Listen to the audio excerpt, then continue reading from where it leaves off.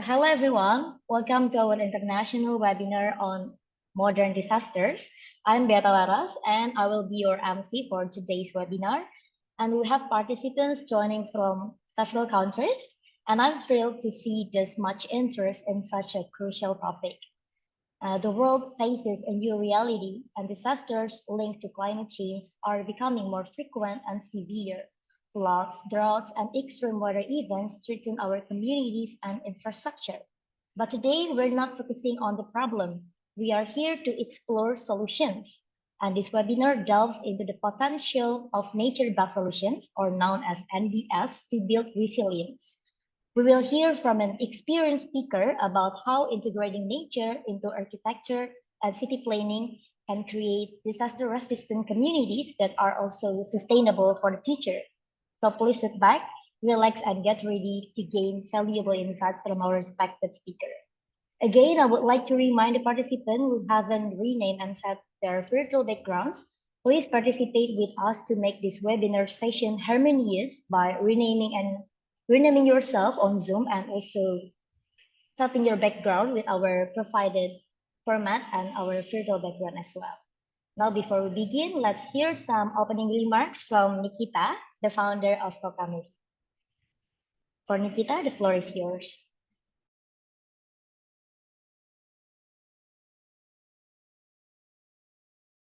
Okay, yeah, hello everyone, and thank you for the opportunity to talk and to speak. And I also want to thank you, our amazing MC, for coming today. And hello everyone, and thank you for coming here. And yeah, thank you also for Yegane Sensei for coming here. I'm so grateful that we can come here and do a positive thing. And in today's webinar, we will discuss about the awareness of modern disaster because that's what relatable to what happening today. And in today, I face a really hot day. So the temperature here is about 32 degrees Celsius, and it's feel like 41 degrees Celsius. So yeah, I don't really feel comfortable with this thing, and we see that the pattern of the climate already changed, become unstable, and we face global warming, and that's something that we need to take an action together to make uh Earth for the better place. So in this webinar, I want to engage you to be active and to have fun because we will have discussion and sharing knowledge with Yegane Sensei. So Yegane Sensei is very expert with this. And I'm so happy that she's here to share her knowledge. And once again, thank you for the participants for coming here. And hopefully you have fun with this webinar and get valuable knowledge here. So thank you so much and let's have fun together. So that's all what I want to say. And your screen to be yours, Claras. Thank you so much. Thank you so much, Nikita, for those inspiring opening remarks. Now let's make sure everyone can participate effectively. So here are a few ground rules to optimize the webinar for all.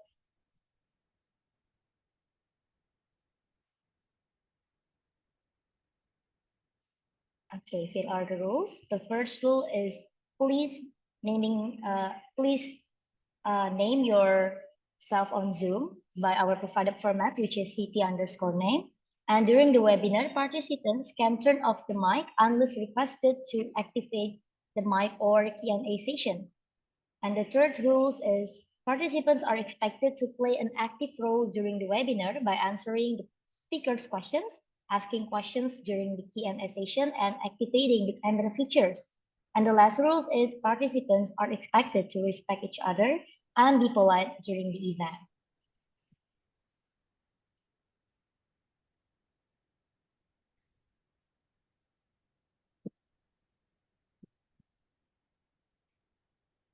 Okay, this is the moment we all have been waiting for. I'm excited to introduce our speaker for today's webinar. Yegane Sensei. So please join me in giving Yegane Sensei a warm virtual welcome.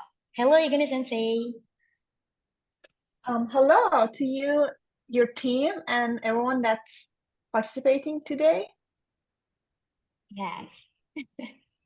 So I want to introduce to the audience about Yegane Okay. Sensei. So Yegane Gisela Sensei is an assistant professor in the Department of Architecture at the National Institute of Technology, Akashi College, Japan. Her expertise bridges the fields of architecture, urbanism, and post-disaster recovery. And she has a specific focus on climate resilient design, particularly the role of public spaces in facilitating recovery efforts. What a tremendous patient. We will hear Yagani Sensei's presentation after this. However, before delving into the main presentation, which will be conducted by Yagani Sensei, we should hear an introductory presentation by Nikita, the founder of Kokamobi. For Nikita, the floor is yours. Okay, wait a second. I will change the screen for my presentation. Oops. Um, okay.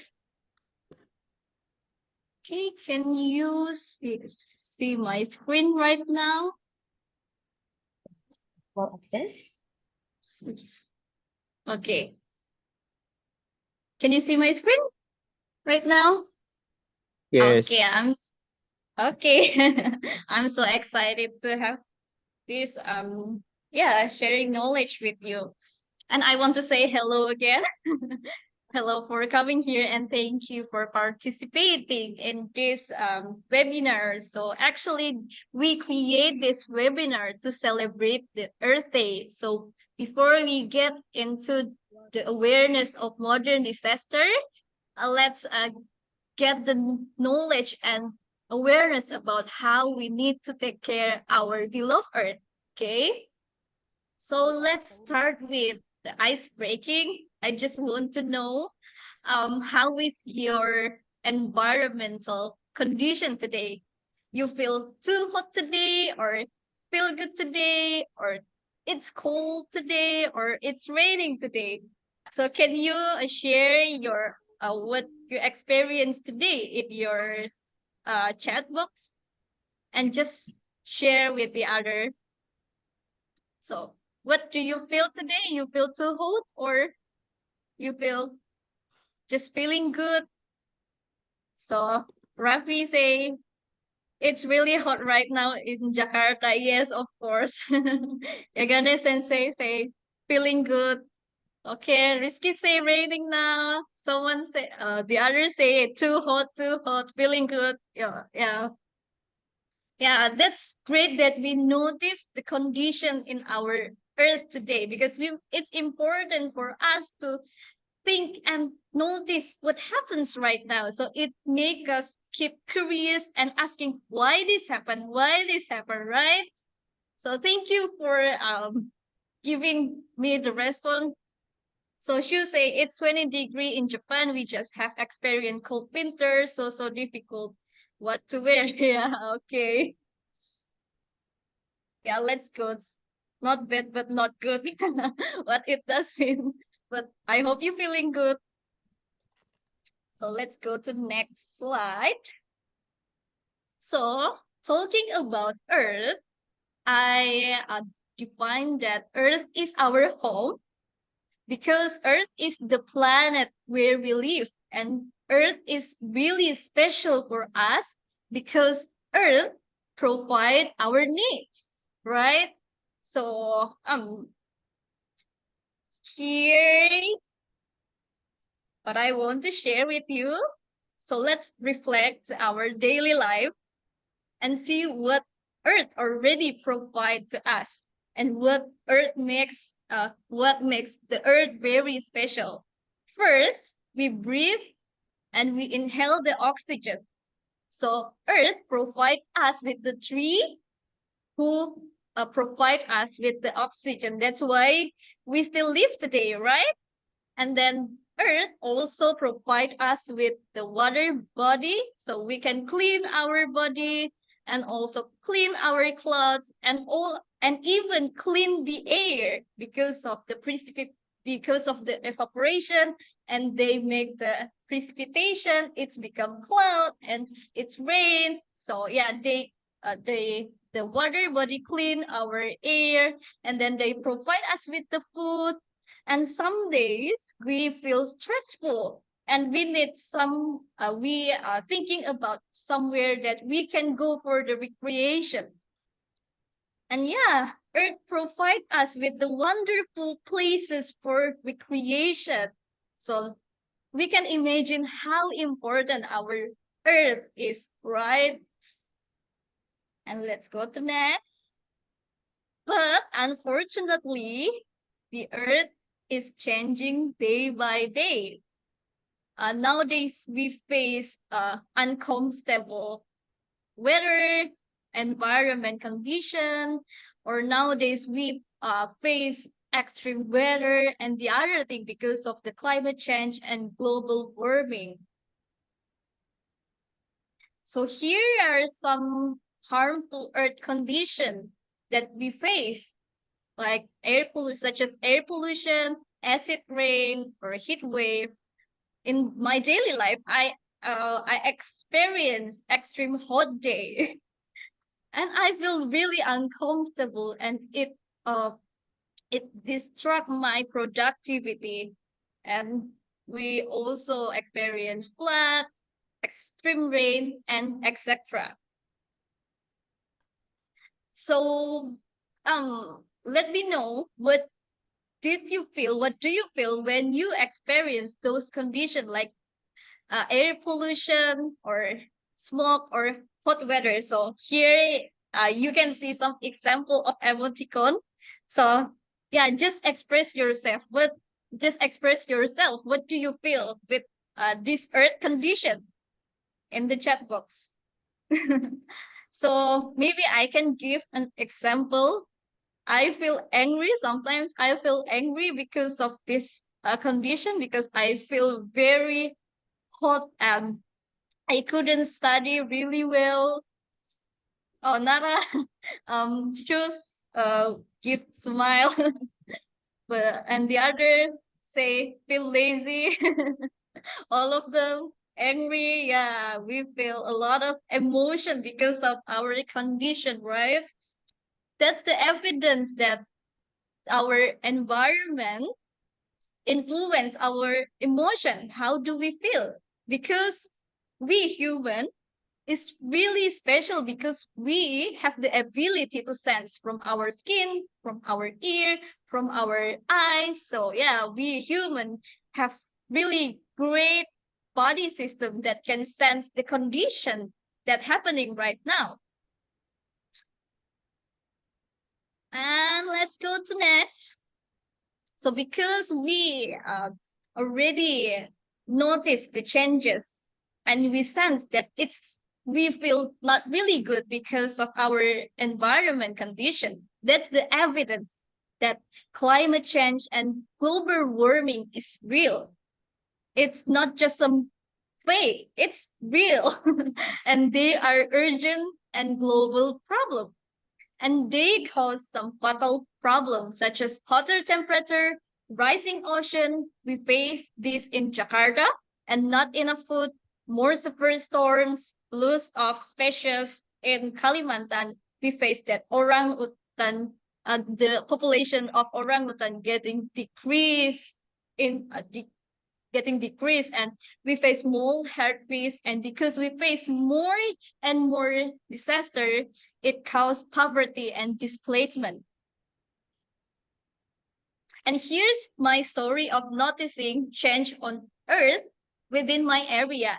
So I used to live in Pontianak, the capital city of West Kalimantan.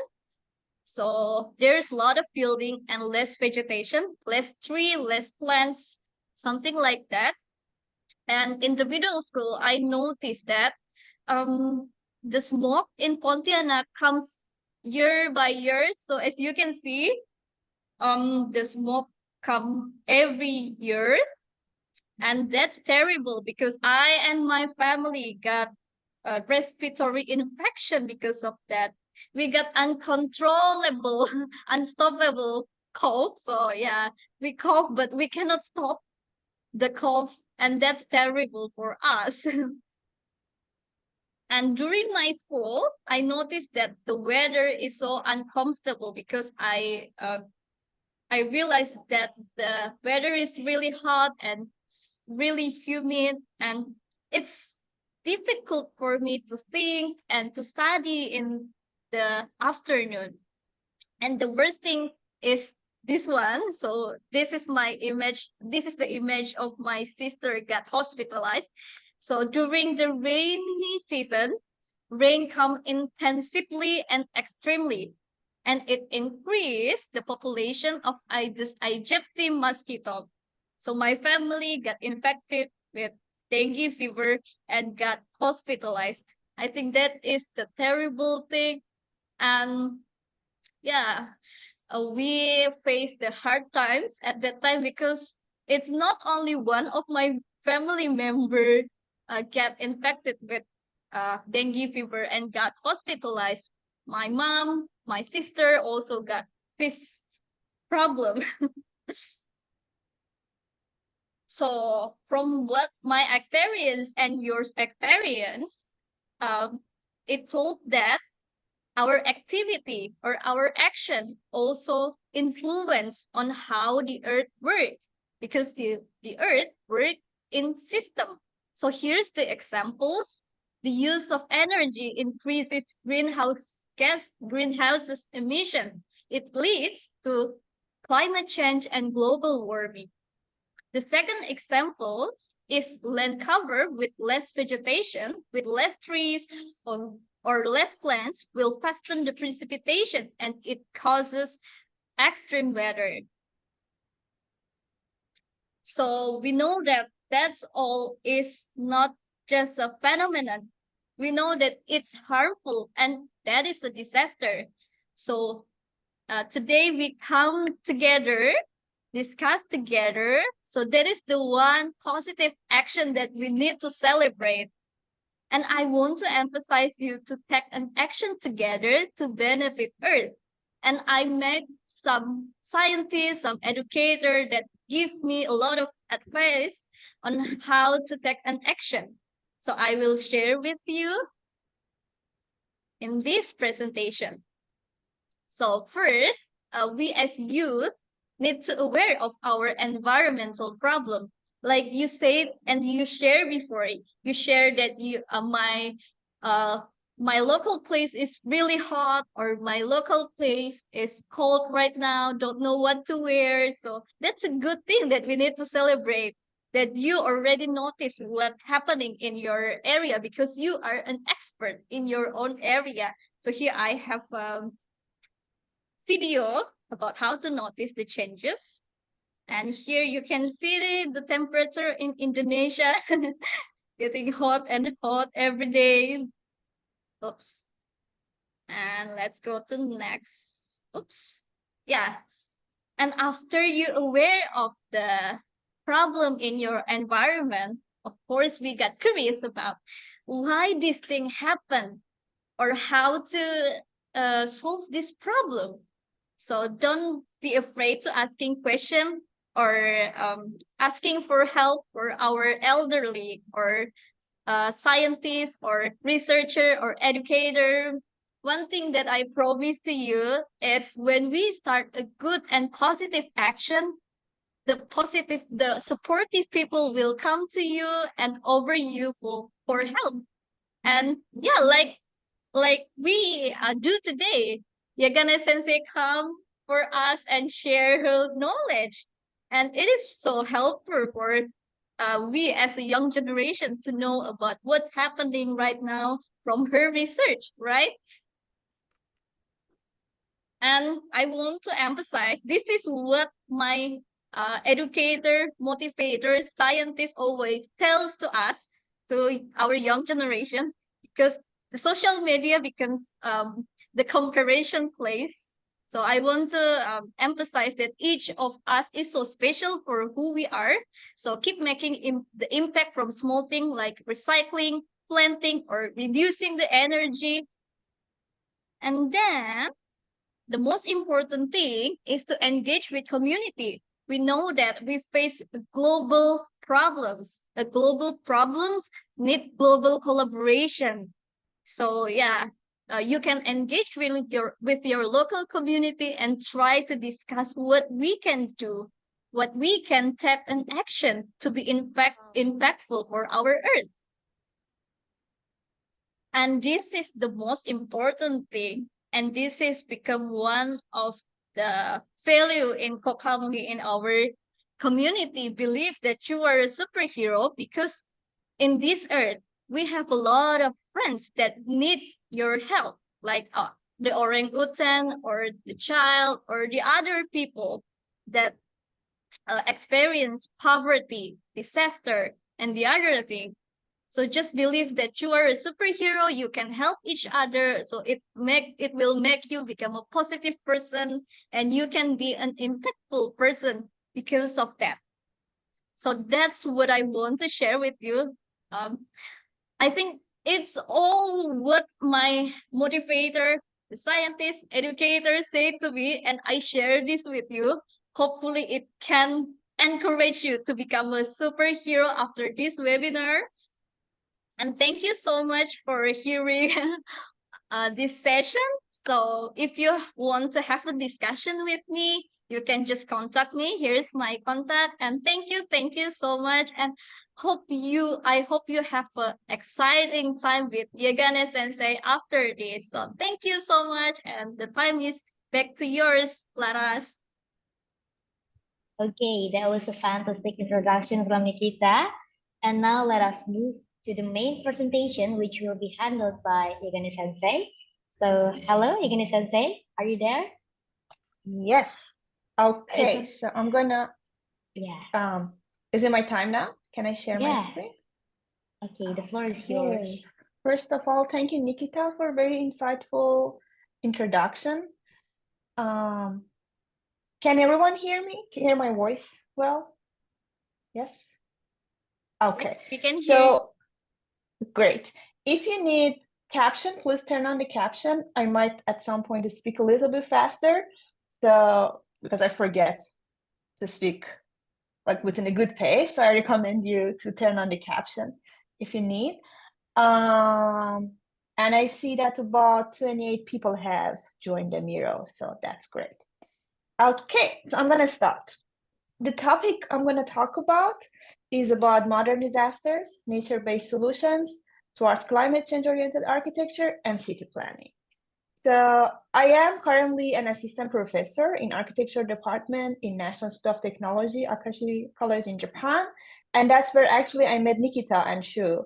We had a global camp last year that we had this chance to have about 20, 25 very smart students from around East Asia and Asia. And Nikita and Shu were two of them. And that's where I met them. So that's my pleasure to meet them again. Okay, you might ask, how did I become interested in the field of disaster preparedness, disaster recovery, and disaster management? So I am originally from Iran, from Tehran. And in Iran, we have many earthquakes historically that happen every year, almost every year. And now, due to climate change, we are facing floods and droughts and rains in unexpected seasons. Like summer, we don't get really much rain. We shouldn't, but we started to have rain due to climate change. And because we are not prepared for rain in summer, and it's supposed to be a dry season, then we have floods. So it's a whole cycle of wrong preparation for climate change. I studied to be an architect and urban designer, and I practiced architecture and urban design for 6 years in Iran. And I was also always interested in social science field and projecting that into space and place design with the human experience. But an earthquake happened in 2015 while I was practicing, around the time of this picture, actually. And I realized that in our governmental procedures and the principles that we had, there was no space for architects to contribute for the recovery or preparedness. And that's when I decided to do a PhD in Japan. in the field of post-disaster recovery. And after my graduation and doing a postdoc, I started working as an assistant professor in the field of architecture and city planning in my current institution. So that's the motivation I had to start this field. Now, today we will talk about the disasters, modern disasters, and we will have a few group discussions in Miro. And through those discussions, we will move to nature-based solutions, our role as professionals, and our role as individuals. Now, I'm sure you're familiar with disasters, but for just checking the basis, I will explain what are the disasters.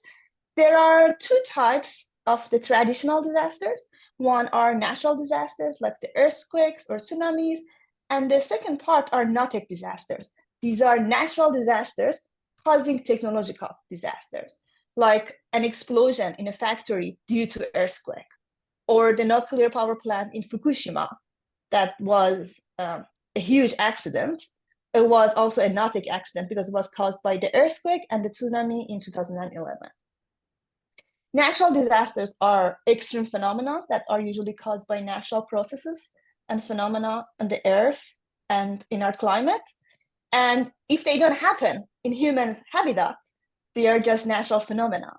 But once they happen in our settlements and our cities, and they put our lives in danger and our properties in danger, then that's when they become natural disasters. Other than that, flood is a natural phenomenon when it happens in the wild. And these are like tsunamis, earthquakes, hurricanes, tornadoes, volcanic eruptions, droughts, landslides, and wildfires. And on the other hand, as I explained, we have the nautic disasters that are disasters caused by a natural disaster. And any of these natural disasters can, if the safety is not met in technological infrastructure and facilities, they can cause a secondary disaster, which are called nautic disasters. So earthquakes are shakes of the Earth's surface. Typhoons, hurricanes, and cyclones are intense tropical weathers with strong winds and heavy rain. Typhoon and hurricane and cyclones are all the same. It depends which ocean and which kind of regional water they come from. That's when it changes their name. So by nature, they are the same. Floods are overflowing of the water. Landslides are when the earth and the soil on the earth and the rocks are moving unexpectedly or faster than what they are supposed to be due to rain or earthquake. Tsunamis are large ocean waves due to movement of the plates under the oceans by earthquake or volcanic eruptions or any other kind of disturbances. And volcanic eruptions are explosions of volcanoes that are active. Avalanches are when a huge amount of snow or rock comes downhill with the snow unexpectedly. Heavy rains are excessive rainfalls, more than ordinary, and droughts are excessive dryness of land, more than the ordinary. Okay. Now, why am I explaining these? It's because we are placed, most of us that are joining this are placed in this area, which is called Ring of Fire. So if here is Japan, Indonesia, New Zealand, South America, North America, and other countries in this region, it's called Ring of Fire because first of all, we share the same ocean. So we are connected by water. Second of all, there are multiple tectonic earth plates that are connected. So when a disaster happens, such as earthquake within this ocean and the earth plates in this area, then other areas are connected by that disaster and they are affected by that disaster. So sea level rising, so it's not just tsunamis, like something that happened in 2022 in Tonga Island in Oceania, closer to Australia. There was a volcanic eruption that happened in this island, as you see in this picture. But this volcanic eruption caused tsunami in other countries that are around this and are around this ring of fire. And in California coast, for example, in North America, they received tsunami advisory and they received some water from the tsunami due to this volcanic eruption. And now we think of it as just a natural disaster, but now we are facing sea level rises. So these kind of tsunamis are going to be more harmful to these countries because we have more water on the coastline when the tsunami happens. And we built up the coastline in these areas. So more people are exposed to disasters and to the danger of these disasters. So the risk is much higher. So it's not just natural disaster, it's a sea level rise, it's the heavy rains that we get, and all other disasters that might happen. Countries like Iran is not in the ring of fire, but we get other type of disasters. But also the climate is connected throughout the whole Earth. So it's not just being in the ring of fire, but us being, most of us located in the ring of fire, it increases our chances of being damaged by disaster. So that's why international collaboration and international knowledge is very important in these regions. Now, there is a basic for disaster management cycle, which we can take action about and learn about it. First of all is when a disaster happens, we respond to it. We evacuate, we try to save people, and those things that we do, like putting up shelters, those things that we do within hours or days right after disaster. After that, we try to build again. So we recover. And this recovery, it's important. It must be of good quality and for better situation than before the disaster. Now, if we are smart and we have better infrastructure and better system for disaster management, we try to mitigate, to decrease the danger and the risk of that disaster by having better maybe evacuation plans, having safer buildings, having more countermeasures and actions to reduce the danger and the hazard, and also prepare ourselves for the next disaster. Unfortunately, what happens in the world is that disaster happens, we respond, we recover the same as before, and again, next disaster. Few countries, it's becoming more and more common, but few countries really mitigate and prepare for the future disaster. So these two are very important. Even in your family size, if you try to prepare your emergency bag, that's still better than you being in the risk of disaster, not having an emergency bag. So those limited little actions that you take also personally are very important as well. An example of this disaster cycle is the earthquake and tsunami that happened in 2011 in Tohoku region, north part of Japan, and many cities, three prefectures, Miyagi, Iwate, and Fukushima, were damaged and affected, severely affected by this disaster. And as you can see, these are some aftermaths of this tsunami. Aside from casualties that unfortunately many people lost their lives, also the financial and infrastructural damage was high. Because in the original plan before the disaster, when they were measured, they actually underestimated such a huge disaster. So when they built their houses, it was too close to the ocean. And also the seawall that were supposed to break the water did not stand these huge waves of the tsunami. So the system failed in most cities, and that's why the aftermath is very extreme. Now, that taught a lesson to the world and to the Japanese people. First of all, to move all these crucial and residential areas to Upper Hill, and then build another seawall or coastal levee again to protect and delay the damage that will happen definitely, so people have time to evacuate, and also transform these areas along the coast to other facilities. Some of them are parks or evacuation hills that are nature-based. I will explain that later. Or raising the roads. So when cars are crossing and the next tsunami is coming, people can save their lives while they are driving because it's very difficult to evacuate if you're on a car. And also build more evacuation facilities. Now, all these disasters that happened throughout the years, different organizations as UN, as Red Cross, all these gathered together, and they prepared 10 essentials to make cities more resilient. Different measures to have it in the governance, to have better planning, to have better response planning, so integrate all this together to have more resilient cities for disaster and also other situations like social situations and etc. Now, why prevention, mitigation, preparedness, and recovery are important for climate change related disasters as well? Not only natural disasters and not disasters. It's because our cities are occupying only 2% of the total land on the earth.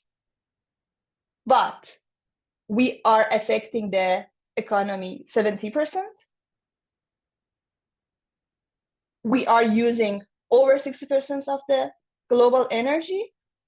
We are using 70% of greenhouse gas emission. We are producing it. And also we are producing 70% of global waste. So using 2%, but then giving back damage over 70% is a high number. That's why these cycles of the disaster management are very important for the climate change related disasters as well. Now, what are the modern disasters? Modern disasters, I connect them with climate change related disasters. These are disasters that happen because of the change of the climate and the crisis and catastrophic events that are influenced and caused by these changes in the climate on Earth.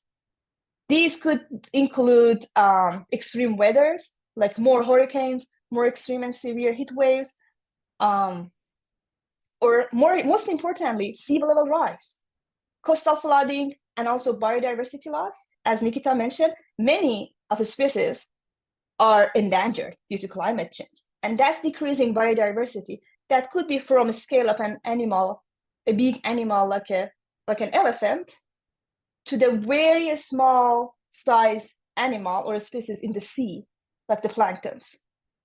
We need this whole chain of diversity and biodiversity. Otherwise, our food chain is changed. Our material chain is changed. And we cannot also continue living. We need all those in balance.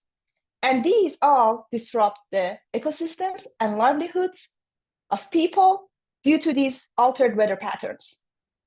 Some examples of this, as I explained, are the hurricanes, heat waves that we are experiencing everywhere, increased wildfires and bushfires, increased floods, increased droughts, increased melting ice and glaciers, increased ocean acidifications. So the balance of the material in the ocean has changed also. So it's also killing coastal corals or other species in the sea. Storm surges, tropical diseases spread, as Nikita also mentioned, and also mass coral bleaching. The warmer the ocean, the more the coral will die. Now, I want you to go to Miro, and I'm going to share my screen on Miro.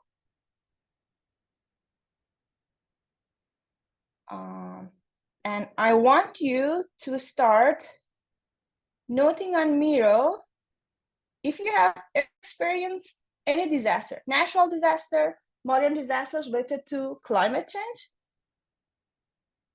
So if you go on Miro, you can pull up the sticky notes, and I'm just gonna update my link.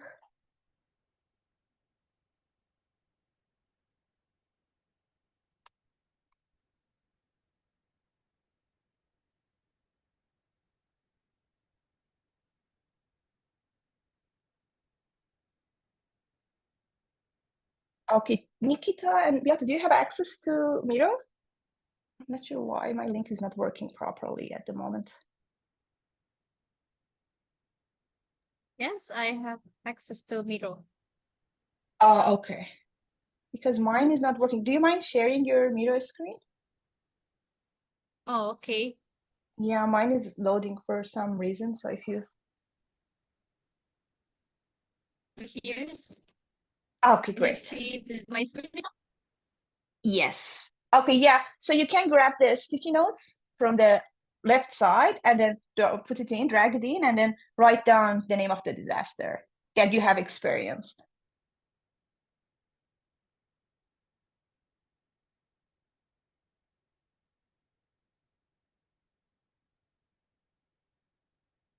Okay, we have earthquake and flood, landslide, flood, heat wave. Yeah, heat waves, 2 heat waves in the modern disasters, floods and earthquakes in natural disasters. If there is not enough space, you can also start putting your sticker on the left side for natural disasters and on the right side for the modern disasters.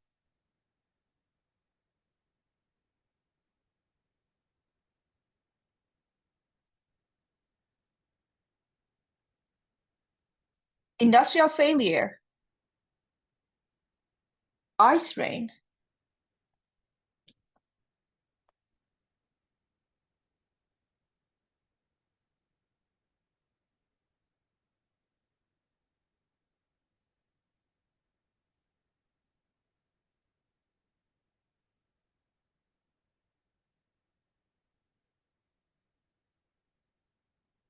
What is ice rain?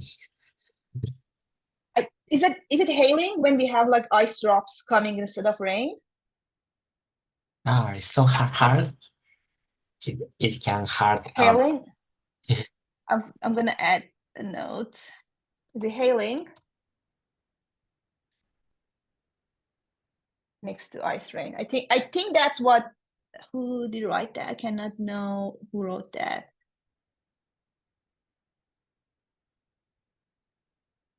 Small earthquakes many times for sure, because I'm Japanese. Yeah, of course. In Japan, we experience earthquakes very often, very frequently.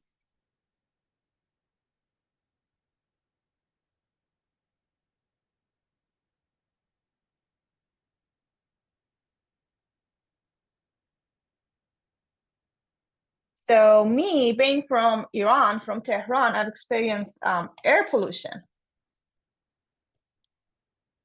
and weather reversing.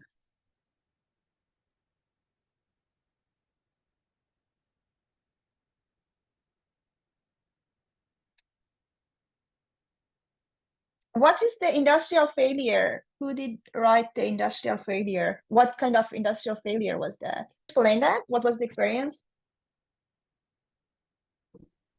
Hello, can you hear me? Yes.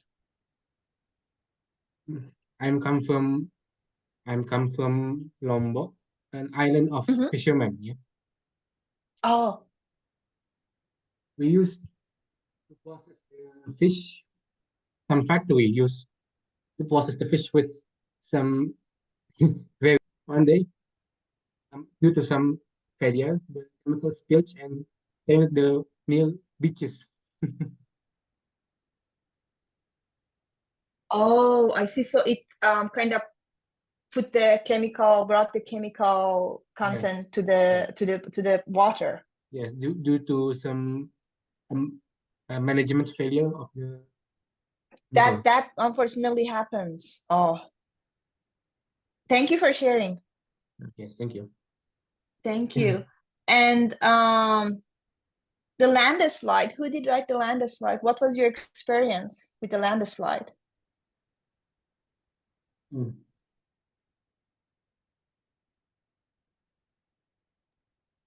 In the mountain regions, due to mining of rocks and other metal,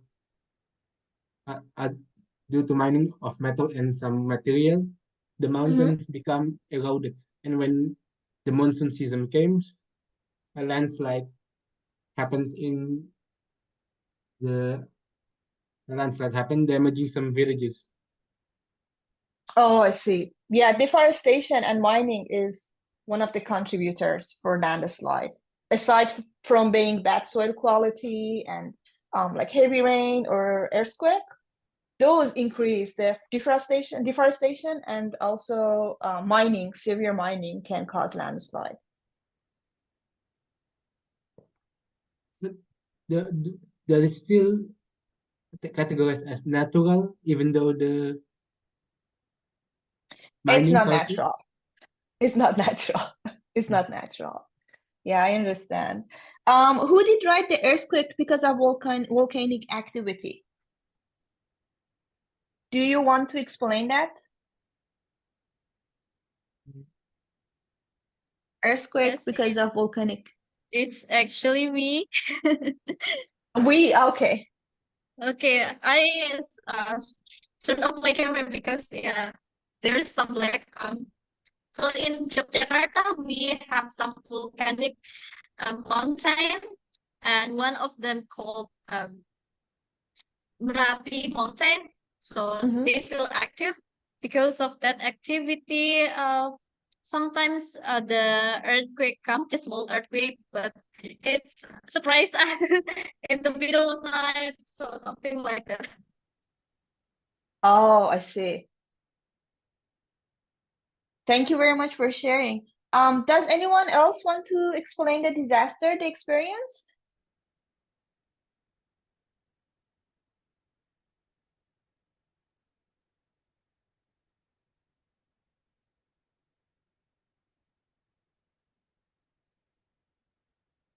Any of you that wrote something or didn't write something and want to share their experience with the disasters?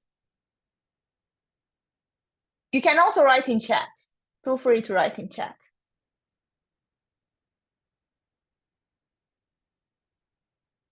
Okay, so I'm gonna share my screen again.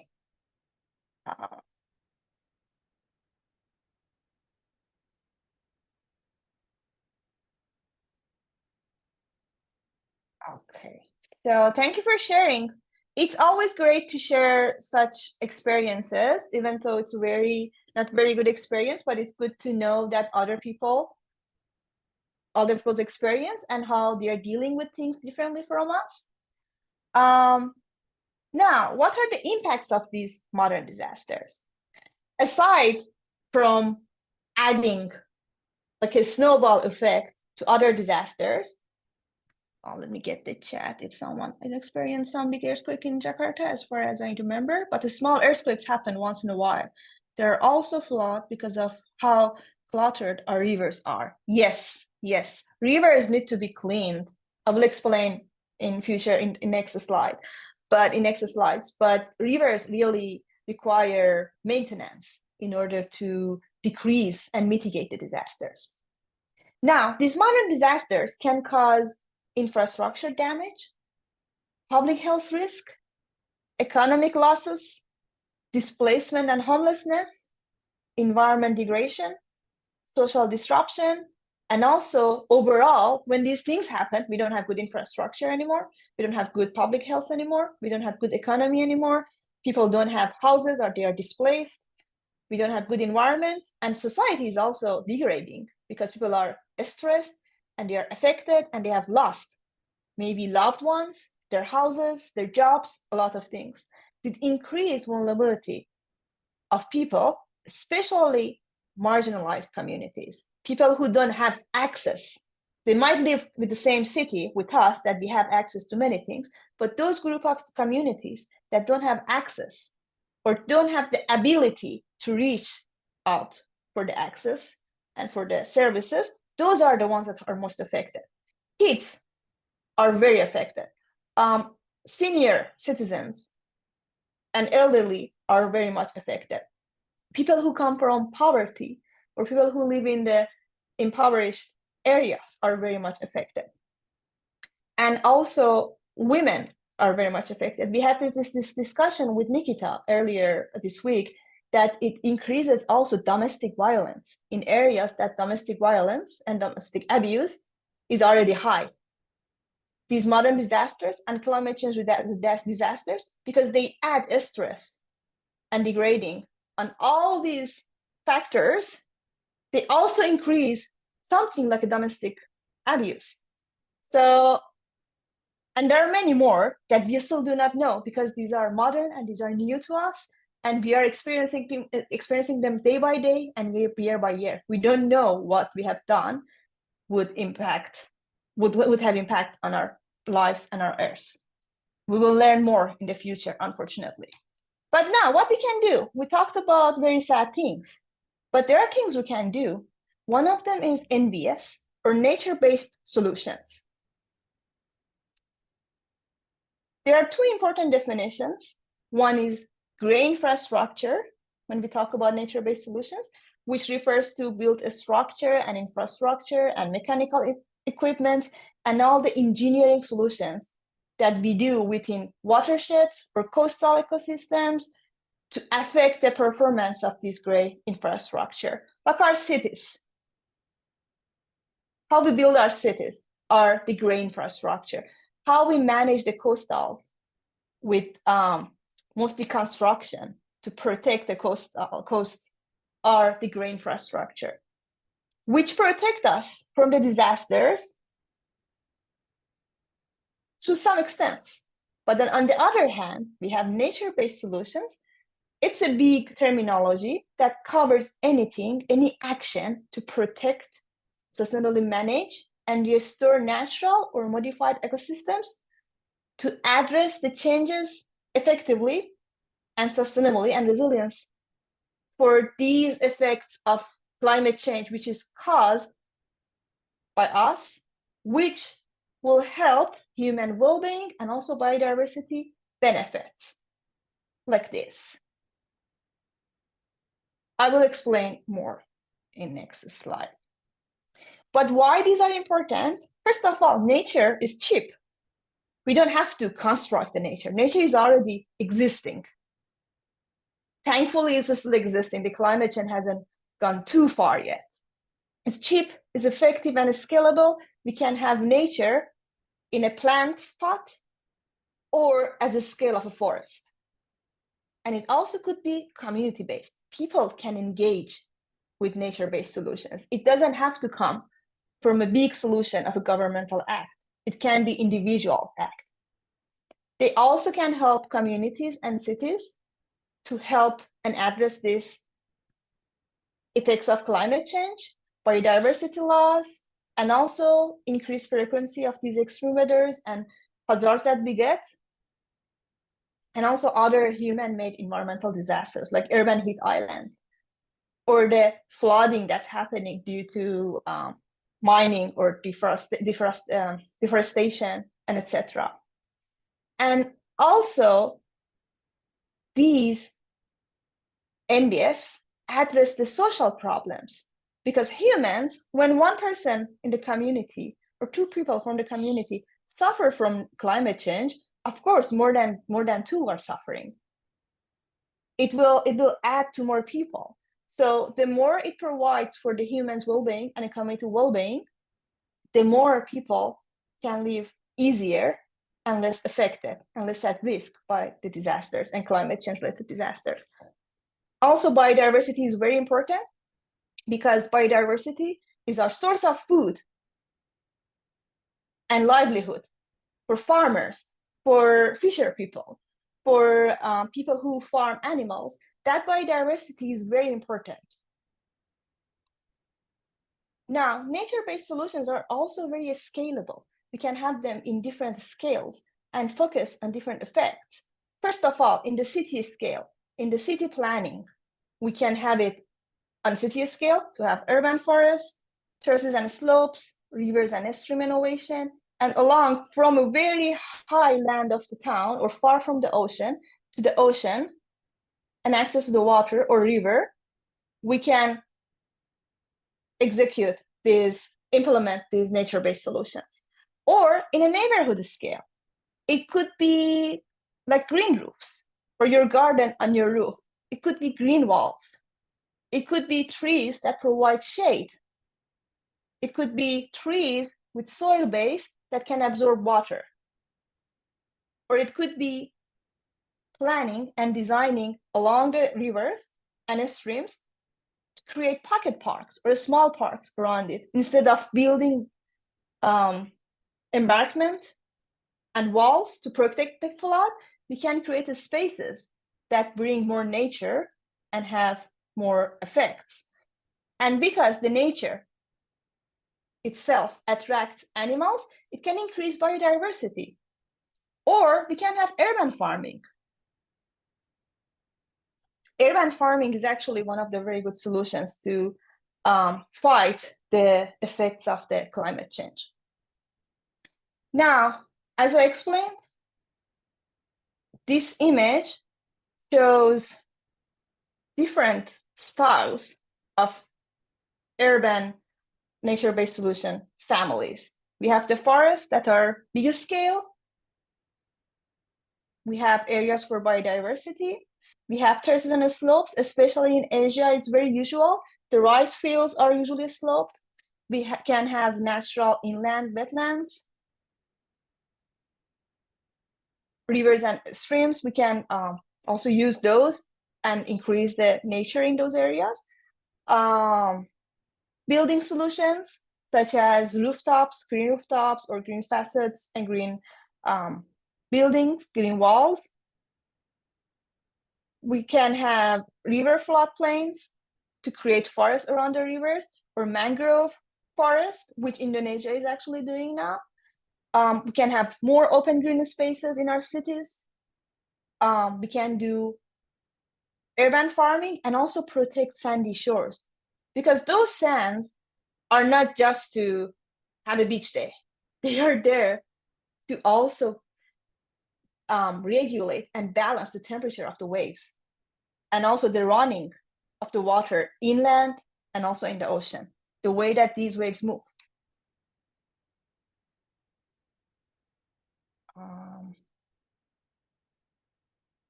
Okay.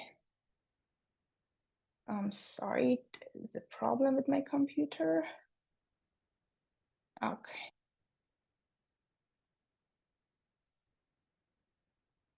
I'm gonna share again. I apologize. It usually happens when something is important.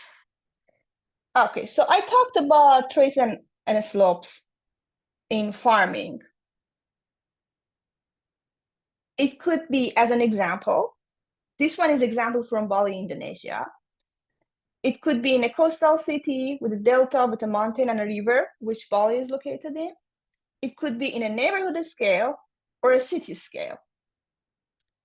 And it could, first of all, regulate what is in what facility is in which level. The facilities that did more care and maintenance are on higher land, and then the parts like the farm and others like the more natural condition, they can be closer to the down of the slope. And what happens is naturally helps overflow the water, so it preserves the water. But if also there is a heavy rain, the water can go down, but also be absorbed all the way with this, all these traces and slopes.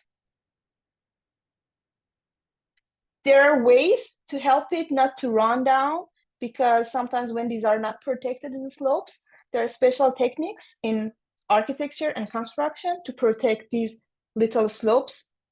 One of them is vegetated gabions. Gabions are still wires that block stones and rocks in them. They're very heavy, so when they are built on the wall of the slope, they protect the earth from running. But they are still natural because they are rock and stones in them. They still let the plant and the farming to grow and be reproduced. There are living smiles. These are natural fences made of plants, like what our ancient humans used to do. They all use natural material to make fences. So this will help to, first of all, don't add any chemicals to the soil. Also help the excess water and also the sediments to be stored and not to falling down. And wattle fences, which are wooden posts with woven shoots, bamboo shoots, they kind of work also as a mesh to let the water go, but then to keep the soil. So the functionality of it as a farming solution is also preserved. Now, this has many benefits. When this project was practiced in Bali, it increased the water quality and sediment management. It was working better with the flood and the landslide that was happening beforehand. And also it increased the biodiversity. So it increased the resources of food production. And also it's beautiful. So it's also a good tourism and recreation area. And it's also cultural because people in this area farm. It's just a technique, an easy and doable technique to keep the community culture, not to force anything too technical for them. Let them do this and they feel easy and they can do it by themselves again. So that's very important. It should be easy and individuals must be able to follow it, or communities must be able to follow it. Now, what can we do in my field and maybe some of your fields in architecture and city planning fields? Now, let's go back to Miro one more time.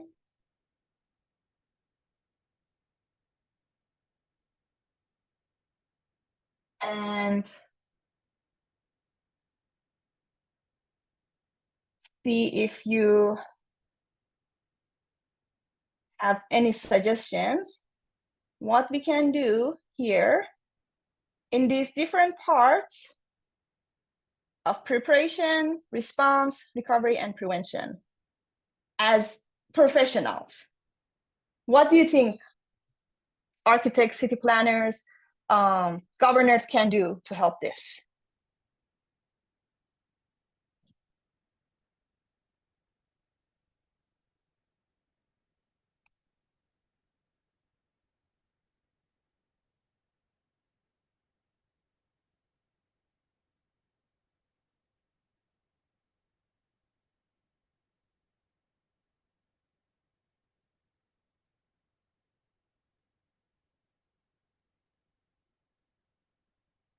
Education, of course.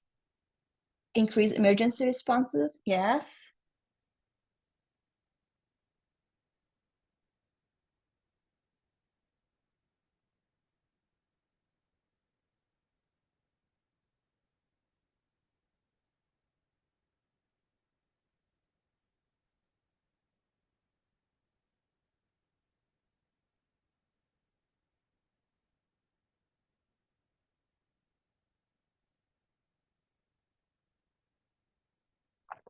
Controlled urban tree planting.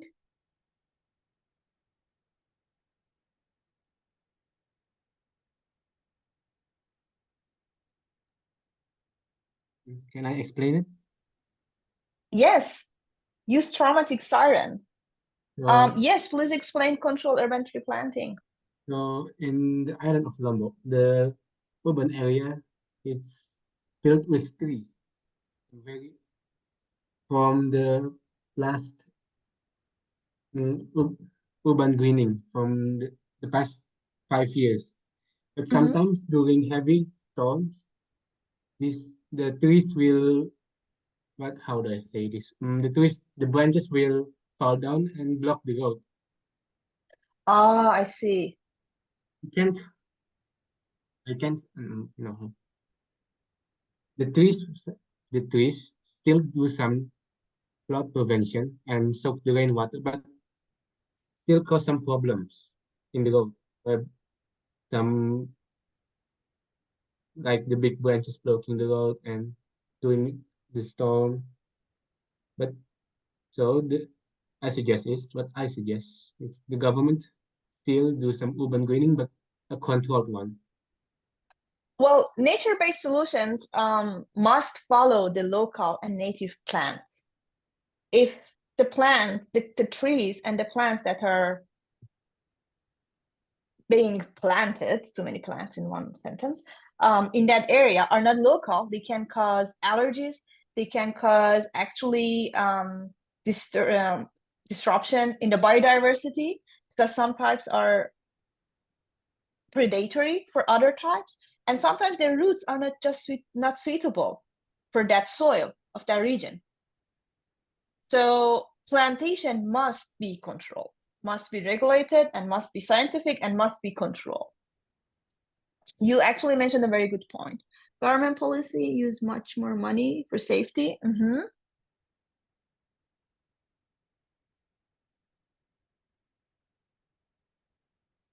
Shu-san, do you want to explain the use traumatic siren?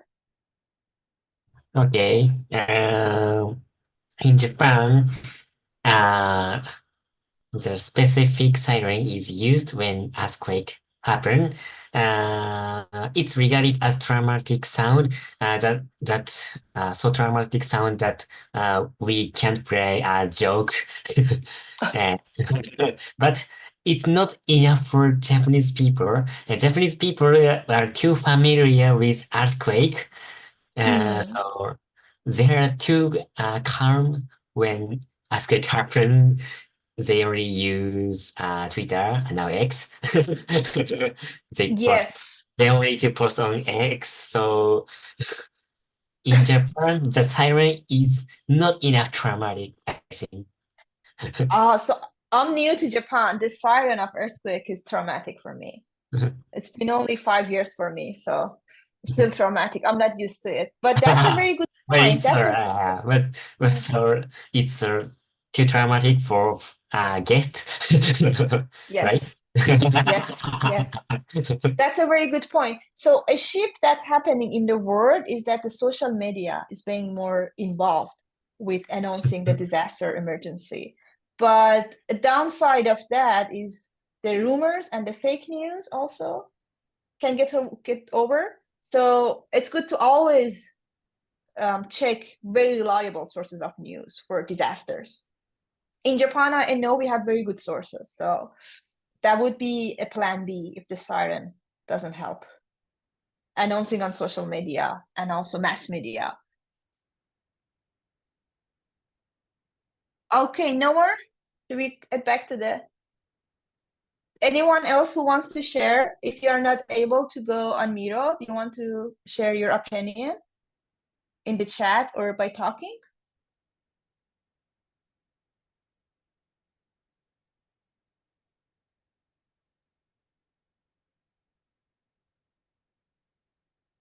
Okay. I don't see anything in chat, so I am moving back to the presentation. But feel free to share your opinion there. Okay, now, first of all, because we are talking about the NBS or nature-based solutions, is to apply this to the practice.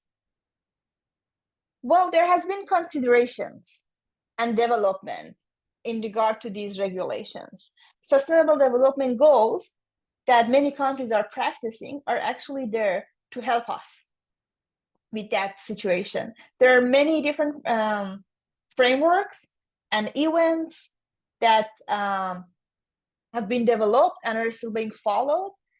One of them is the Sendai framework that was made and prepared after the tsunami 2011 in Japan. We have the Paris Agreement on Climate Change, which is one of the very important ones. And many countries are joining. Some countries, because they have very important industries, they refuse to join because then they will be questioned about their production of emissions and those stuff. And also Agenda for Humanity, which is concerned about people in poverty, vulnerable communities, and those. And also New Urban Agenda that focuses on how to make cities better and how to make urban areas better. But how can it be more efficient? There is a certain rule for disaster risk. It's a simple mass equation. Hazard, the type of disaster that we have, multiplied by the exposure, how much we are exposed and facing that disaster. Like coastal communities are exposed to water-related disasters. Communities on the mountains are exposed to eruption, earthquake, and landslide, and vulnerability. How able those communities are to deal with those disasters. This is financial vulnerability, this is social vulnerability, infrastructural, any kind of vulnerability. Plus how resilient they are, or they have coping capacities to deal with those things, with those disasters that happen. How good they can recover. What's their infrastructure? What's their social structure? What's their economic structure that help them to be resilient to recover? And all this together create the disaster risk. So the higher the resiliency, the lower the disaster risk. The higher the vulnerability, exposure, and hazard, or one of them, the higher the risk of the disaster. But there have been matters to be reflected for the regulations. One example is of the flood control with NBS. So flooding simply happens when the volume of the water, absorption of that water, and also natural flow of that water, which is caused by the rainwater, is changed. The water volume changes seasonally, but in rainy season it goes higher. When that goes higher than expected, or the capacity of that river, that can cause flooding. In urban areas, it happens due to some reasons. First of all, water follows the natural slope. In urban areas, we flatten lands, so we decrease this natural slope. So water stays. When a lot of water stays at some place, it causes flooding. Change of porosity of the land. Concrete cannot absorb or suck in the water like a sponge into itself. Asphalt or concrete coverings of the pavements and of the street cannot do that. Instead, soil or grass or those natural materials can help. Reduce vegetation or non-native plants can also decrease this flow of the water. Their roots can help to hold onto the earth, and also they have a base of natural material like the soil or the grass, and they absorb the water better. And also changing direction of rivers and streams due to urbanization. We sometimes, when the land is very valuable, we humans change the natural flow or the curve of the water. That change of the natural flow of the water can change the pace that the water is running. The higher the pace and the speed of these rainwater running down with the river existing, the higher the chances of floods are. So this is what we are doing to ourselves. It is not from nature, it's from us and from our urbanization. Now, one of you mentioned the overflow of the river, and that's very important. In rainy season, when the water with rain is coming down, it kind of washes down the sediment with itself. And the river plain gets filled with this sediment. So it has less capacity to contain the rainwater, especially the heavy rainwater. So the overflow causes flooding. But then we can vacuum, like a vacuum cleaner, these excessive sediments, and also increase these walls to give more capacity for that river to perform safely during these flooding seasons and heavy rain seasons. That one is called increasing retention, holding the water ability and capacity.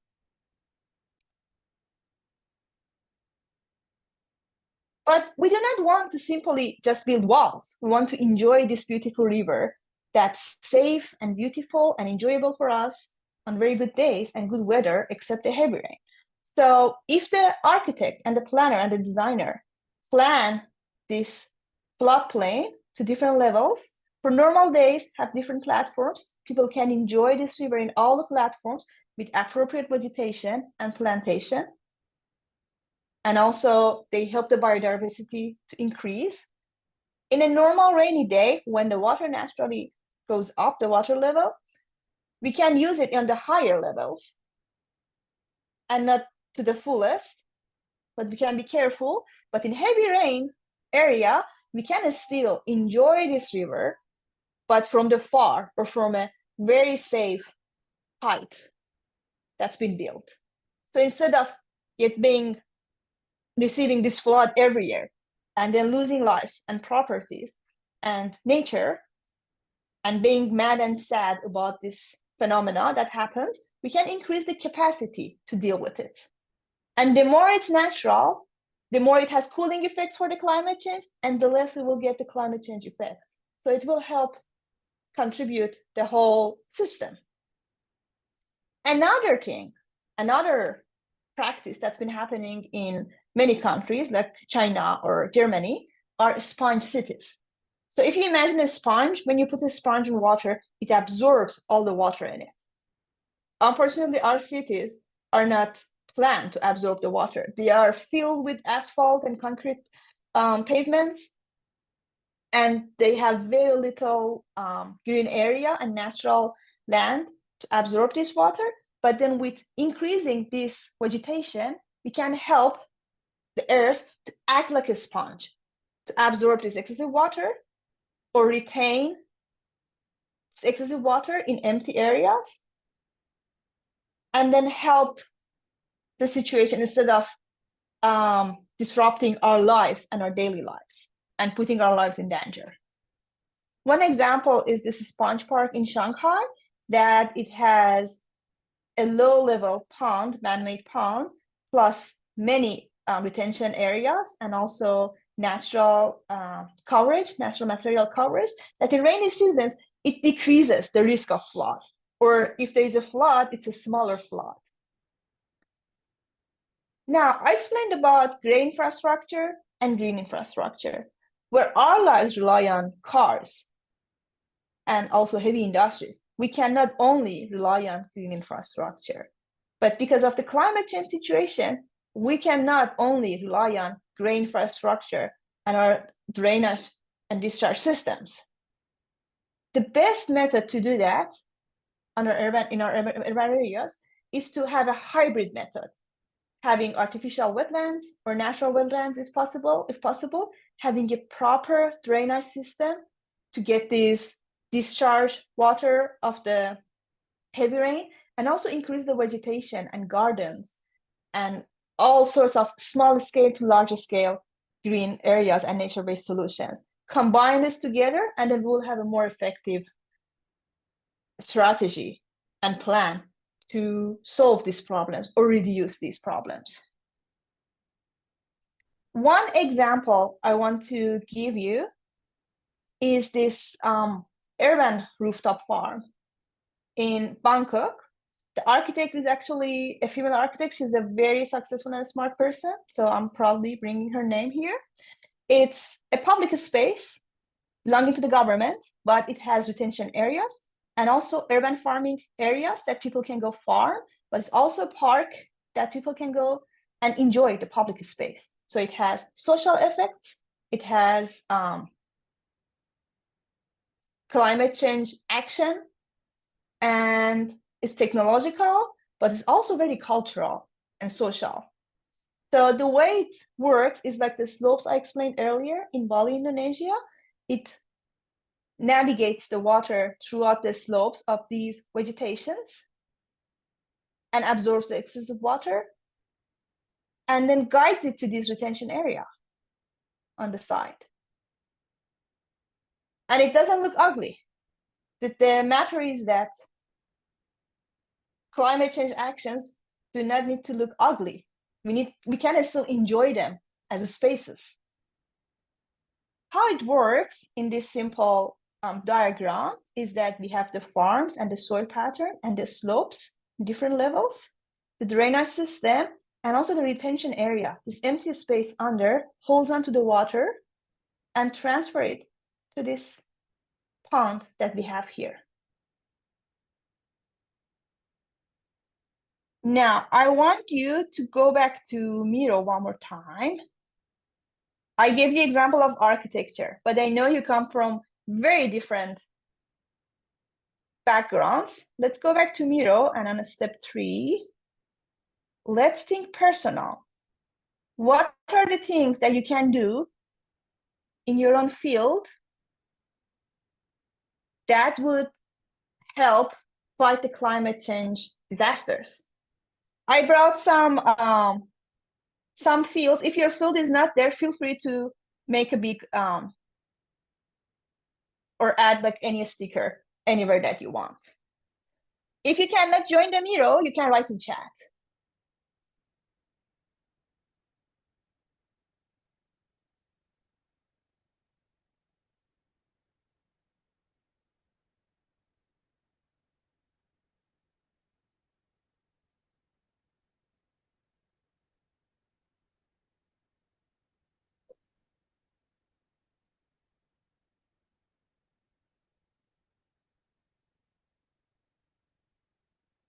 Creating a movie about ecological sustainability. That's a very good idea. Okay, someone moved some sticker. I don't know. Where's the sticker for? I forgot which one was that.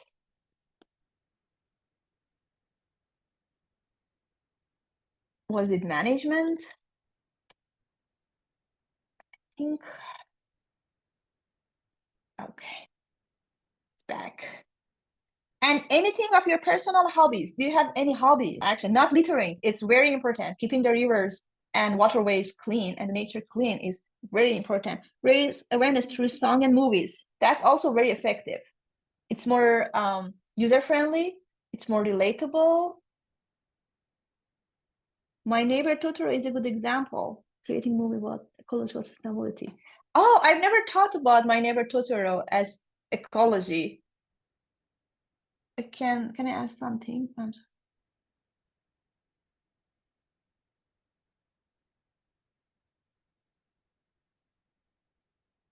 Okay, I will explain the question about the earthquake after, but thank you for asking that.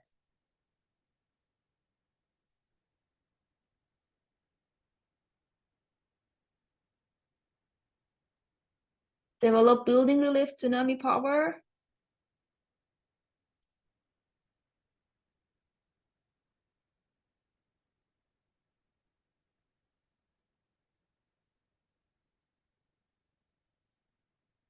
Raising awareness by writing a nonfiction story.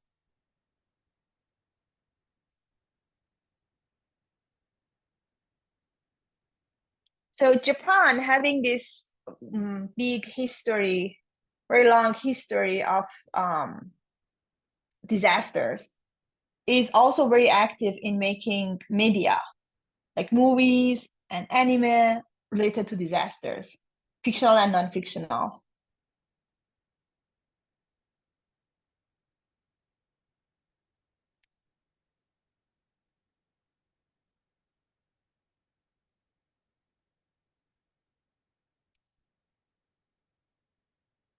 Inviting scientists to the webinar.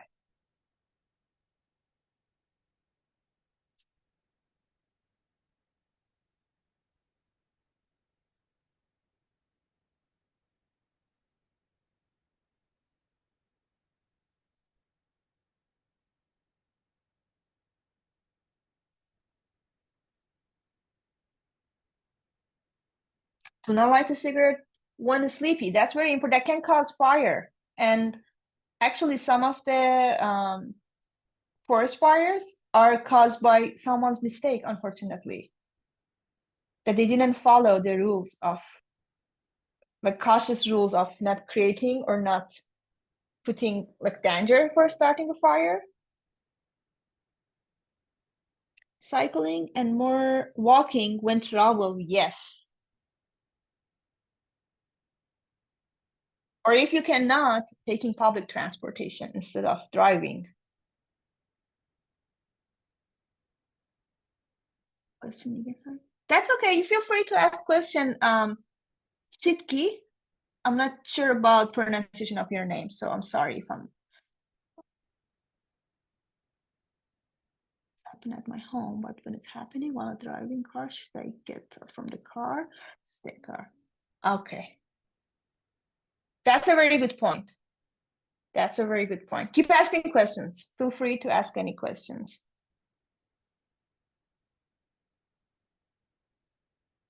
Develop geothermal power. Yes, that's one source of clean energy. Reusing plastic and other, yes. Translating resources relating to educational material on disaster. Yes, making these materials internationally available is also one important thing we can do, because we live in the ring of fire. We have to help each other. We have to make those information available to a common language like English that we are using here, and also to the local language, so communities and members of the communities can also understand that. And also easy to understand material is very important.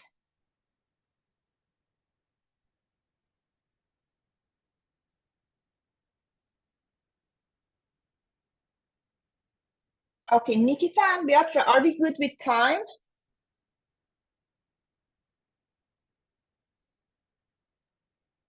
Actually, the timing right now is for Q&A, but what do you think? Okay. I think I'm done with the presentation. That's it. And I want you to keep thinking about what actions you can take as individuals, what actions you can take as professionals in your fields. So that's it for me. Okay, I'm back to the presentation. Feel free to contact me via email. This is my personal email, the first one, the Gmail one, and then my academic email in my institute. Feel free to send me any email, any question you have regarding this matter, and I will be happy to help you. Okay, so shall we move to Q&A? Okay, We that was already have two wonderful. questions, Did you so say? I can, yes, okay. Yeah. Thank you so much for sharing your insight and expertise with us. I know the audience has a lot to learn from your presentation, and this is the time for those of you who have questions for Yegane Sensei. We're happy to open the floor for Q&A session.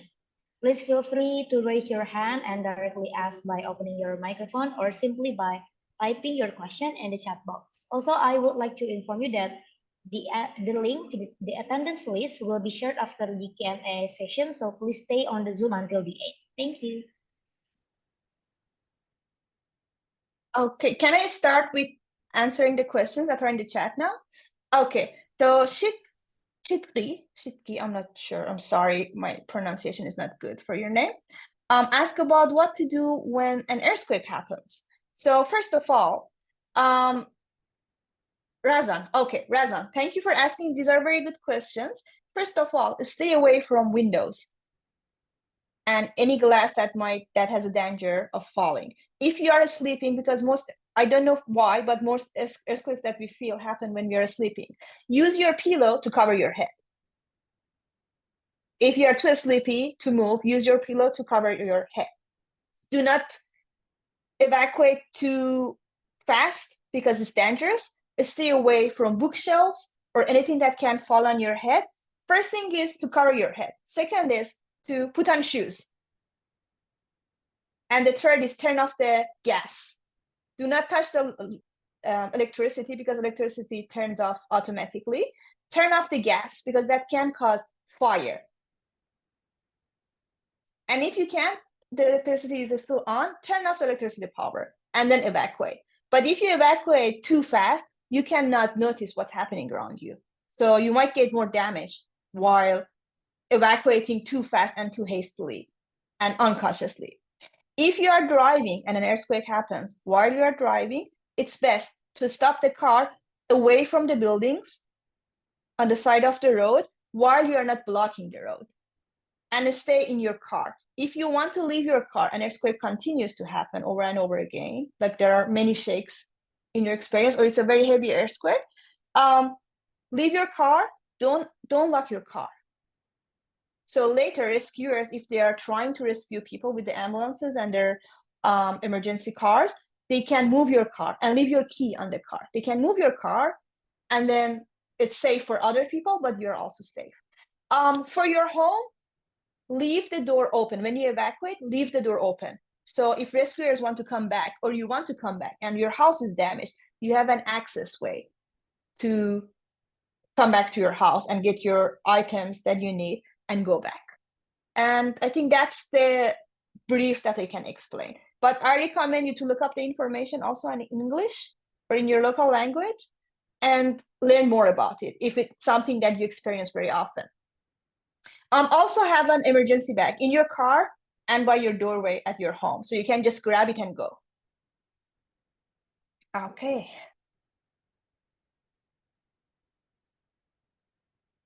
Is there another question?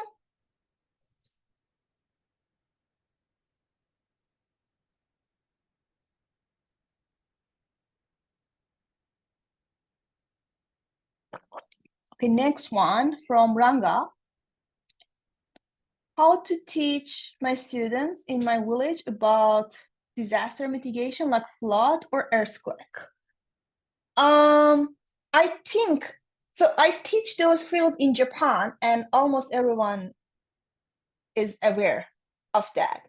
But I think the first thing is very good to start is to ask their personal experience. Do not show too many horrific images. There are many books, student books or children's book that focus on disaster in English. Maybe you can use those material. And there are like PDF, online PDF available for kids education. Maybe review those and then find out what's the best way to educate those kids. I'm not sure what's the background of those kids, how those students, how old they are.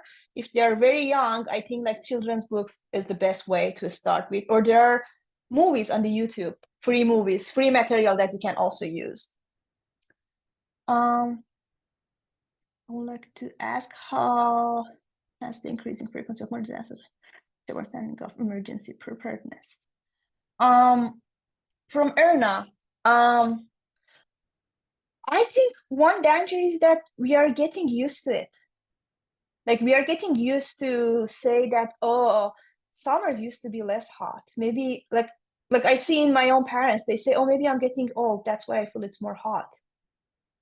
That's very interesting to me, that why we feel like that, why we think like that. But on the other hand, people like Nikita and the team, people like the team that we are sharing together, all of us, we are more aware of the impacts of the disaster. So our use of the unnecessary material, shopping too many clothes, buying things we don't need, avoiding plastic as much as we could, is actually helping us for our emergency preparedness. Countries are also helping. Many countries are taking community-based actions for preparedness, and they are trying to prepare their citizens and their people to be prepared, because it's very expensive to recover and to rebuild after disasters.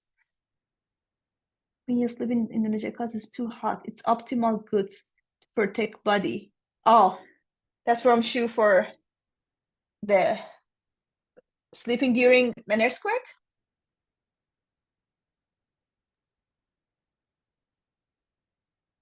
I think I would like to, yes.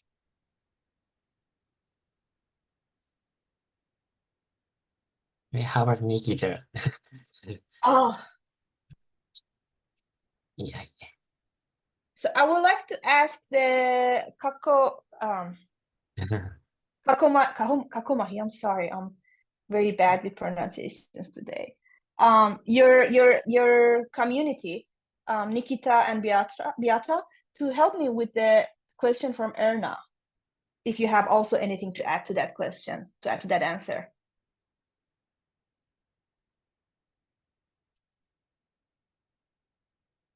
How has the increasing frequency of modern disasters reshaped our understanding of emergency preparedness? Because you're also hands-on, so what do you think about it?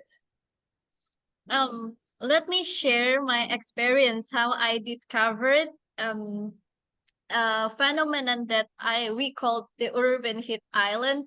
So it's simply like we are inside on the oven and the oven turns on, and yeah, the our environment become very hot. So my experience was first I noticed some symptom in my environment. I feel very hot. We face smoke annually, and then when the pandemic, I joined a cafe science program. So cafe science program is a program that hosts a webinar like this. Actually, before the pandemic, it hosted in person, but when pandemic comes, they host the webinar like this. and I joined that event.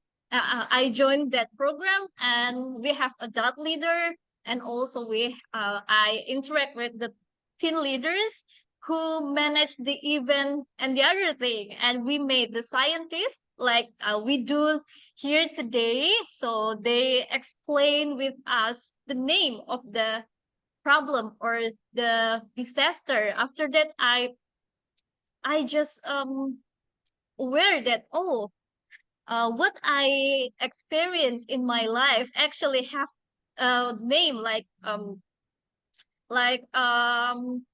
we experience dengue.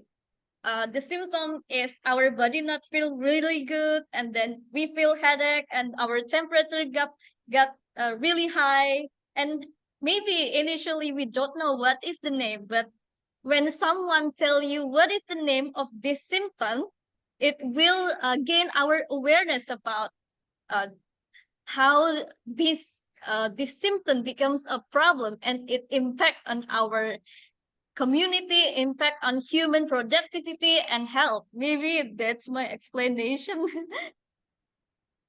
I think that's very important. Yeah, we noticing it more is also part of preparedness.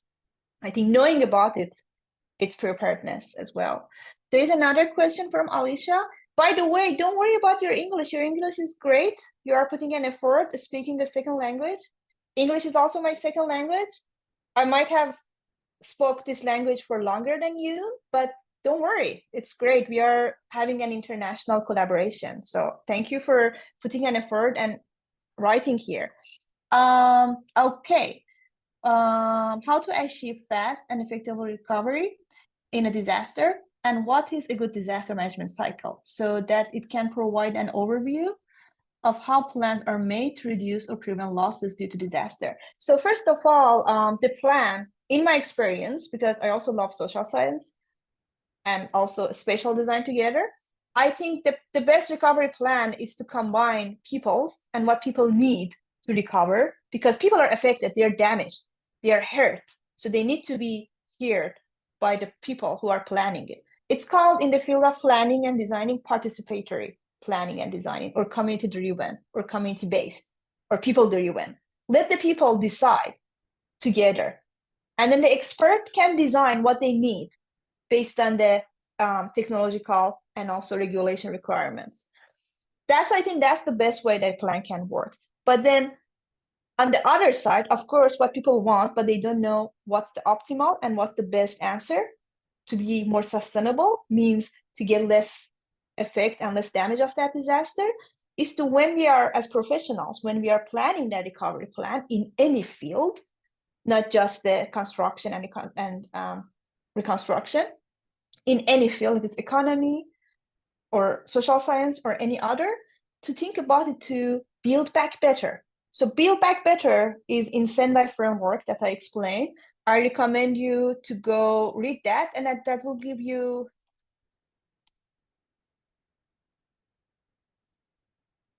I will write it in chat. And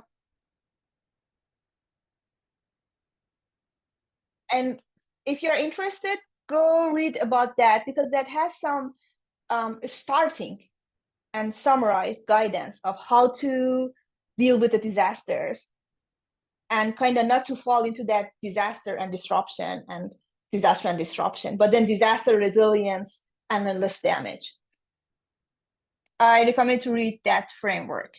Thank you for asking. Next one is from Rafi. May I ask a question? I've heard of acid rain before, but doesn't know much about them, nor have I remembered experiencing them. I want to know more what causes them, what are considered acid rain, and what effects it may bring to our environment, what we should do when it happens. Thank you.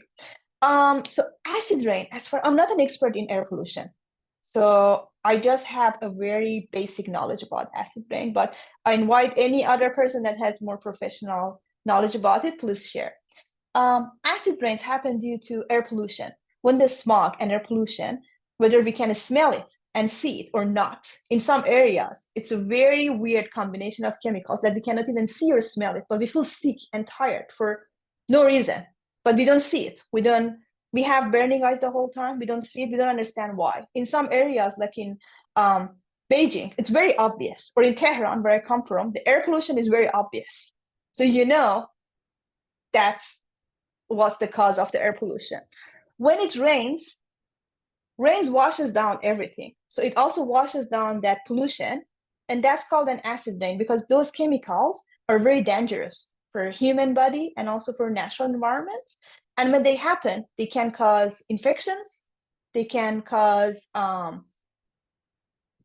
they are very dangerous. That, for example, in Tehran, when we get acid rains, our buildings are covered, our walls, outer walls, are covered by very strong stones. We use natural stone. Those acid rains can eat to those stones. They can, damage those stones. That's how strong and dangerous over the years. That's how strong and dangerous those chemicals are. So as far as I know, the chemicals in the air being washed by the rain are called acid rains, and they can hurt us, make us sick, and also the green environment and natural environment, and also they can pollute water as well. But if any of you have more information, please share.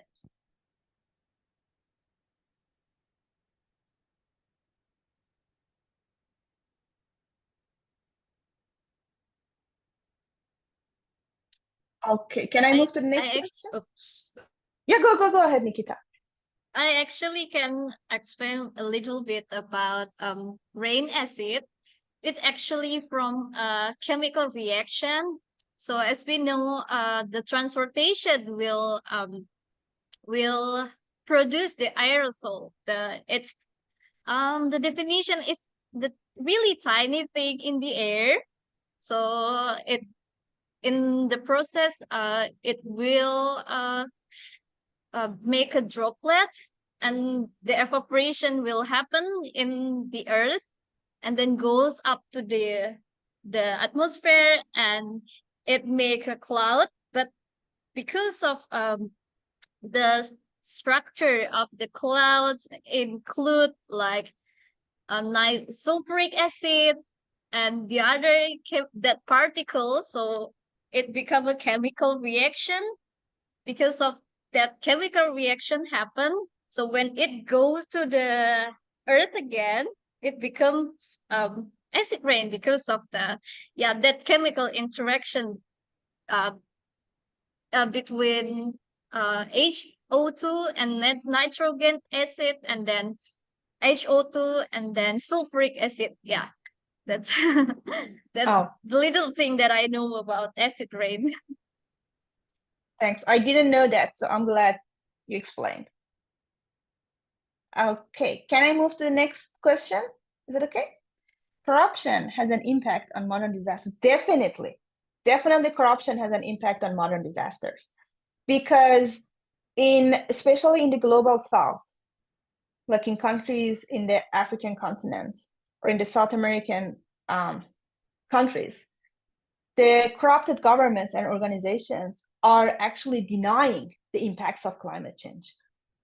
In my own country, the government is denying the impacts of climate change. So instead of taking actions, they're continuing whatever they are doing, and also they are keeping people away from this knowledge. And knowledge is what makes us powerful. If we know about it, then we might be able to find some ways to act about it. If we don't know, we don't perceive, we don't feel, we cannot. On the other hand, corruption has a very impact on recovery. The funds and the actions and the management, effective management that must go to places that are needed, like impoverished communities or vulnerable members of the communities, are not there. So as a result, social justice goes down. People are experiencing less equal service, and they also have less access. So it happens, corruption has impact on all levels. Okay. I think these are all the questions that are here so far. But if you have any more questions, just feel free to send me email. I will send my email address here. So if you have any questions, or you can send them to Nikita, and then maybe we can share them in email together so everyone can also may I speak recovery from Yes. earthquake? In Japan, recently we have two big earthquake in Kobe, 1997. 5. 1995, sorry. It's bad for Japanese. And 2011 at Fukushima. Kobe, we cannot see damage now, but in Fukushima, there are many vacant land. There used to be city. It's big difference between two city is Fukushima meltdown of nuclear power plant is occurred in Fukushima, so there are much fear of radiation in Fukushima, and crops from Fukushima or fish from Fukushima, what we eat is some people mind. It's so big problem. So mind, people's mind. The people is not only the specified area, whole national mind is so important to Yes, that's a very good point. So Kobe earthquake only had earthquake and fire when it happened. But then Tohoku disaster, first of all, 3 prefectures were damaged by that, and then the most severe was Fukushima because it was I forgot the word. Just a second. It was contaminated by the nuclear waste and also nuclear harmful material.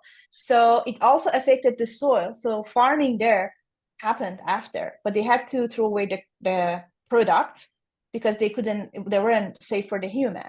As for the fish, and recently we had this discussion for in Japan, the government had this discussion with the people that should release this treated water, which is said to be clean. I don't know. It might be clean, it might not be, to the ocean or no. And then it became a huge global political issue because China stopped buying fish product from Japan.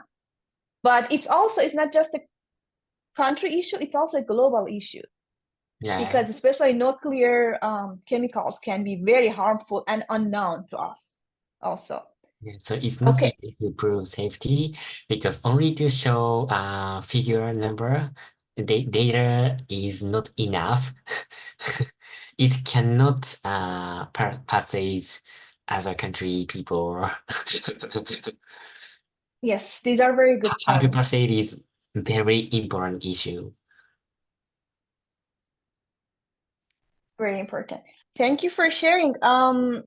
I'm not sure how we are good with the time, so I'm not sure if you should get more questions or if you have closing notes.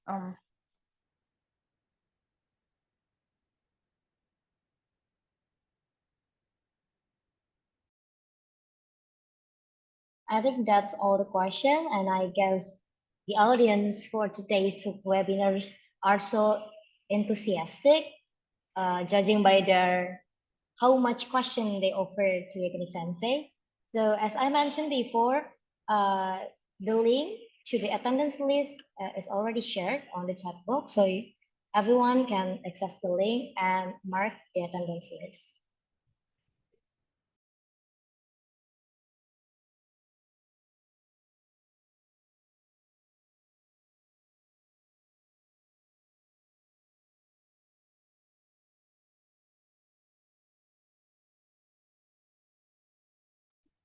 So we have come to the end of our webinar on modern disasters. We want to express a huge thank you to Yagini Sensei for sharing her expertise and insight with us today. And your presentation was truly captivating and informative. I can tell that the audience feels the same way as we learned a lot from your valuable perspective. And through today's webinar, we learned that throughout history, natural disasters have been a constant threat, and climate change intensifies these dangers, introducing what we call modern disasters, like rising sea levels and other extreme weather events. However, hope exists. Nature-based solutions, or NBS, come to over a promising approach. Unlike traditional infrastructures, NBAs focuses on protecting and restoring natural ecosystems. Some examples of this are planting trees in floodplains, restoring wetlands, and creating green roofs. And these solutions are cost effective and core and over additional benefits like improve the air quality. Architects and city planners hold a key role, and by incorporating NBAs into their designs, they can create resilient cities that work with nature, building a safer and more sustainable future for all. So let us all become active participants in building stronger communities that work with nature, not against it, raising awareness and embracing solutions that can help us mitigate the impact of modern disasters and build a more resilient future. So I think that's all. Before we end this webinar, to commemorate this insightful webinar, I would like to invite all audience to participate in the brief documentation activity. So please consider turning on your camera and capturing a screenshot or photograph with us. Can everyone turn on their camera? It's okay if you cannot apply the background. Okay, I need Nikita to help me screenshot the screen.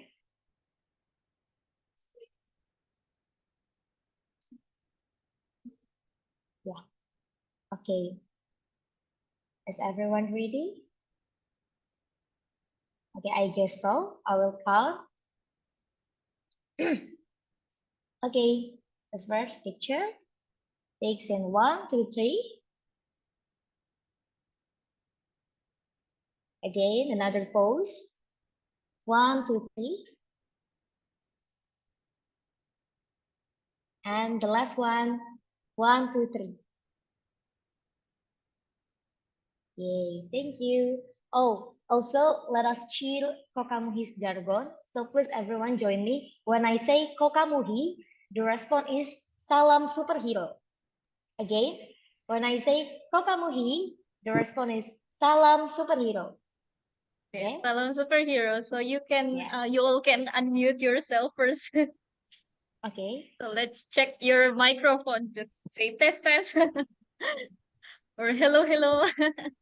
So just open your Yes. microphone. Please turn on your microphone. Oh, Malia. Hi, Malia and Gracia. Maybe you also can open your microphone to say salam superhero.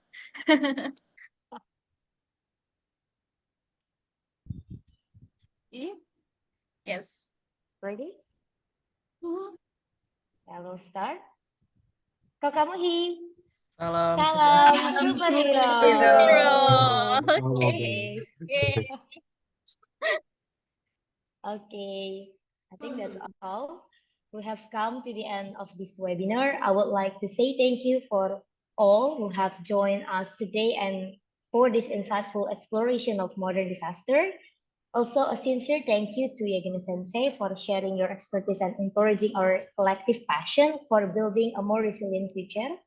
So for everyone, don't forget to share your key takeaways from today's webinar. And together, through our combined efforts, we can create a world where nature and communities flourish in harmony.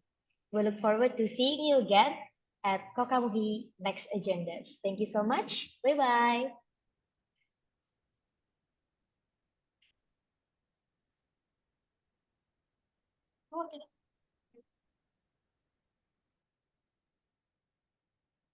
See you, Nikita. You. Good.